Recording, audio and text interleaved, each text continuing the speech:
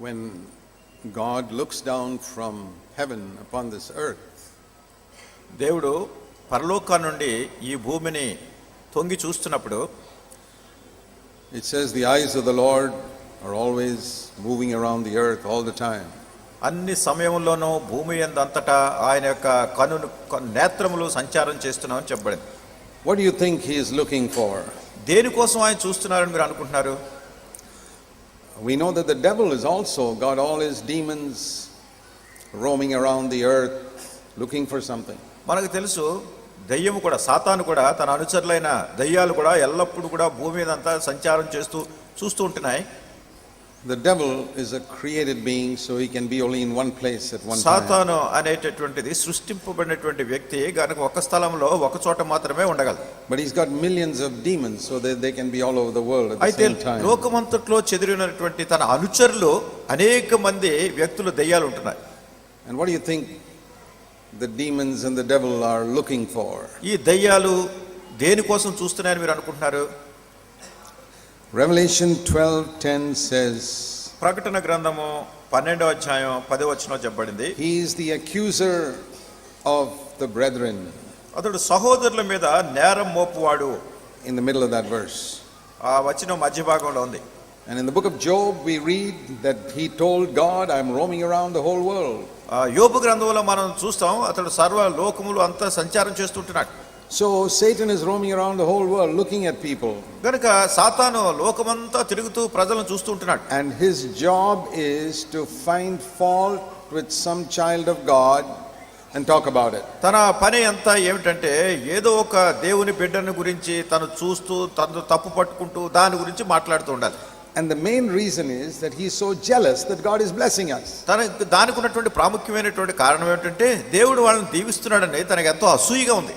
Many years ago, when he was not Satan but an angel, he was in the Garden of Eden. చాలా సంవత్సరాల కిందట సాతాను కాకముందు దూతగా ఉన్నప్పుడు ఏదైనా వనములో ఉండినాడు.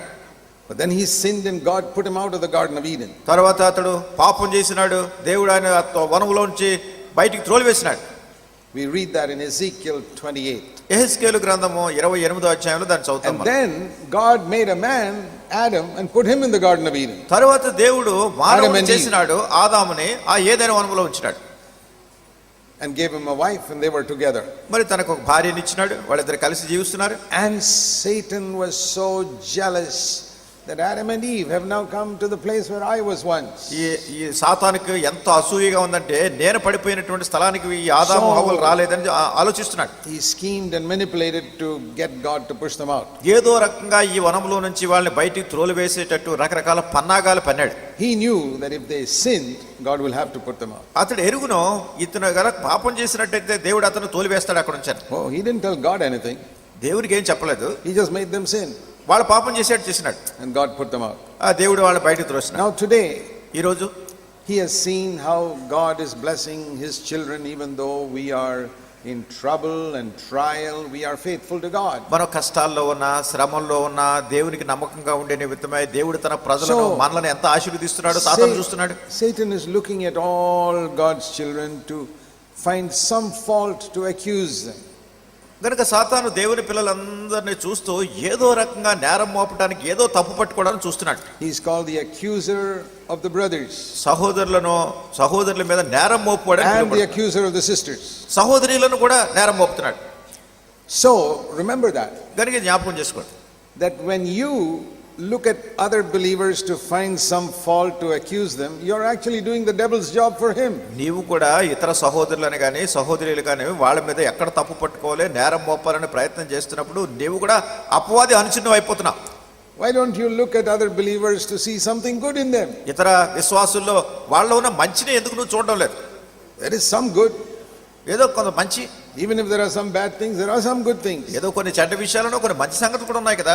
Why do we always try to find some fault in our husband or wife or neighbor or other believers? నీ భర్తలో గాని నీ భార్యలో గాని నీ పక్కింటి వాళ్ళలో గాని వేరే విశ్వాసుల్లో గాని ఎప్పుడు ఎంతసేపు తప్పు పట్టుకోవాలని ఎందుకు తప్పు పడుతున్నాను? When we find that fault, we tell it. ఈ తప్పు పట్టుకున్నప్పుడు మనం చెప్తున్నా.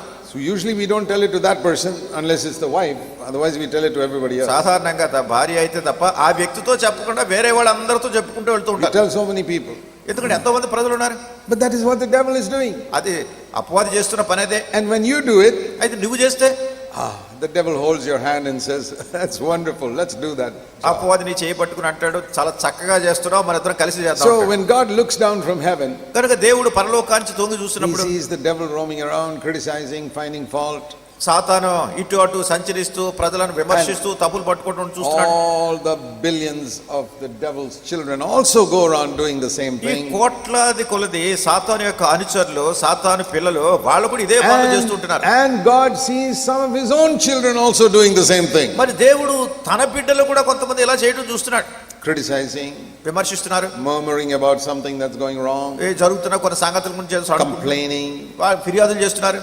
Whenever we murmur or complain about something that happens in our life, మన జీవితాల్లో జరుగుతున్న దేని గురించి అయినా కానీ మనం సణుక్కుంటూ ఫిర్యాదులు చేస్తున్నాం అనుకోండి. maybe the food was not good, భోజనం సరిగా లేదు, or something went wrong in the office, లేకుంటే ఆఫీసులో పరిస్థితి సరిగా or లేదు, some mistake that your husband or wife did which caused some confusion in the లేకుంటే నీ home, భార్య గానీ నీ భర్త గానీ చేసిన ఏదో పొరపాటుని బట్టి మీ ఇంట్లో అంతా కలవరం అయిపోయింది, or they lost the house keys లేకుంటే ఇంటి తాళాలు పోయినాయి, and they don't know how to open the house now, they lost the keys, ఇప్పుడు somebody. తాళాలు కనపట్లేదు, ఇల్లు ఎట్లా తెరవాలో తెలియట్లేదు. So many things can go wrong in our life, మన జీవితాల్లో ఇలా ఎన్నెన్నో తప్పులు జరుగుతుంటాయి. and there are people who are quick to murmur, grumble, criticize, find fault. మరి కొంతమంది వెంటనే దాని గురించి ఏదో సడుక్కుంటూ ఉంటారు, కొనుక్కుంటూ ఉంటారు, తప్పు పట్టుకుంటూ ఉంటారు, ఫిర్యాదు చేస్తూ So ఉంటారు. when God looks down from heaven, he sees all these people murmuring, grumbling, finding fault. దేవుడు పరలోకాన్ని చూస్తున్నప్పుడు ఈ ప్రజలందరూ సణుక్కునేవాళ్ళు, ఫిర్యాదులు చేసేవాళ్ళు, తప్పులు So పట్టుకునేవాళ్ళు. when you murmur and find fault, you are actually saying Satan is in control of this world, he's causing a lot of confusion. నీవు ఎప్పుడైతే సణుక్కుంటున్నావో, ఎప్పుడైతే ఫిర్యాదులు చేస్తున్నావో, ఎప్పుడైతే ఇతరుల మీద తప్పులు పట్టుకుంటున్నావో, దేవుడు అంటున్నాడు ఇతడు సాతాను వ్యక్తిగా ఉండి అంత కలవరాన్ని కలిగిస్తున్నాడు దేవుడు అన్నట్టుగా నువ్వు చెప్తున్నావు. And that is the darkness that God sees in the world. ఈ లోకంలో దేవుడు చూస్తున్న చీకటేది. Why is the world full of darkness spiritually? ఎందుకు ఈ లోకమంతా ఆత్మీయంగా చీకట్లో ఉంది? Because of murmuring, సణుకోవడం ద్వారా, grumbling, గొడుక్కోవడం ద్వారా, criticizing others, ఇతరులను విమర్శించడం ద్వారా, complaining about things that are happening in our life, మన జీవితాల్లో జరిగే సంగతుల గురించి ఫిర్యాదులు చేయడం ద్వారా, complaining about people. ప్రజల గురించి ఫిర్యాదులు. It's darkness, darkness, darkness. ఎక్కడ చూసినా చీకటి చీకటి చీకటి. And that the author of it is the devil. దీని అంతటికి కర్త ఎవరంటే అపవాది.